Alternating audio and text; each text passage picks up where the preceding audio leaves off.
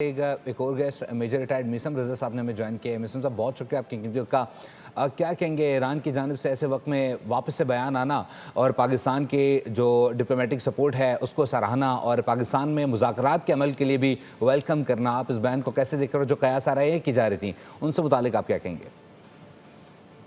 जी बिल्कुल, इंतहाई शाइन बयान है ये ऐसे मौके पे जबकि इस वक्त तमाम वो प्रोपेगेंडा जो है वो जोर पकड़ रहा था कि ईरान ने शायद खुदा न खास्ता पाकिस्तान आने से इनकार कर दिया या ईरान ने पाकिस्तान के ऊपर बदइत्मीदी का इजहार किया है।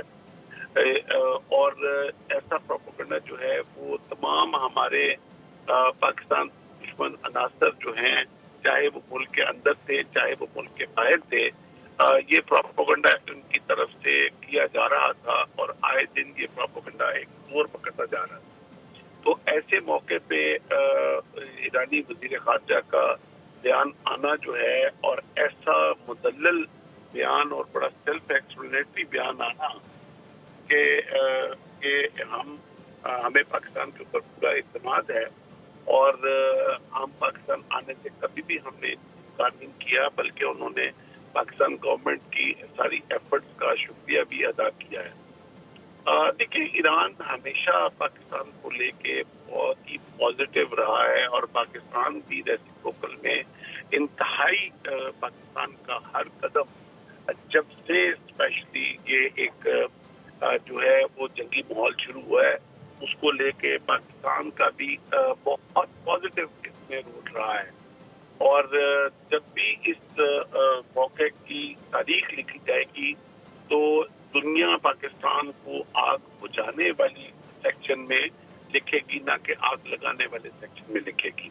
बहुत सारे पाकिस्तान दुश्मन अनासर का ये ख्याल था कि पाकिस्तान किसी वेस्ट का या किसी अमेरिका का इसमें आलाकार बन के, तो उनकी कोशिश थी कि किसी न किसी तरीके से, स्पेशली सऊदी अरब के हमें स्ट्रेटेजिक पार्टनर होने के नाते, वो पाकिस्तान को मीडिया के जरिए किसी ऐसी जगह पे पिच कराना चाह रहे थे जिससे पाकिस्तान का तशक्कुस जो है वो खराब हो। और जबकि अल्लाह ताला ने जो इस हिस्से की बदलती हुई जो जियोपॉलिटिकल और मिलिट्री स्ट्रेटजीज हैं, उसके तहत पाकिस्तान का जो एक इमेज है, पाकिस्तान की जो एक माइट है, वो हर बदलते हुए समय के साथ पाकिस्तान की उस माइट में इजाफा हो रहा है, पाकिस्तान के उस इमेज में इजाफा हो रहा है, पाकिस्तान के एक स्ट्रेटेजिक रोल में इजाफा हो रहा है। और बाज लोगों को उस तरक्की का और उस नाम नेकी का जो है वो उनको ये हजम नहीं हो रही, तो उन वही लोग हैं जो उस प्रोपेगेंडे का हिस्सा बनते हैं। तो इराक़ी साहब ने जो ये बयान दिया है, इससे तमाम ऐसे प्रोपेगेंडा की जो है वो उसका दम तोड़ दिया है और एक बिल्कुल क्लैरिटी के साथ एक सोच जो है उन्होंने आगे प्रिवेल कर दी है। बहुत शुक्रिया। मिस्टर रज़ा साहब हमारे साथ मौजूद। सब्सक्राइब करें और बेल दबाएं ताकि कोई खबर रह न जाए।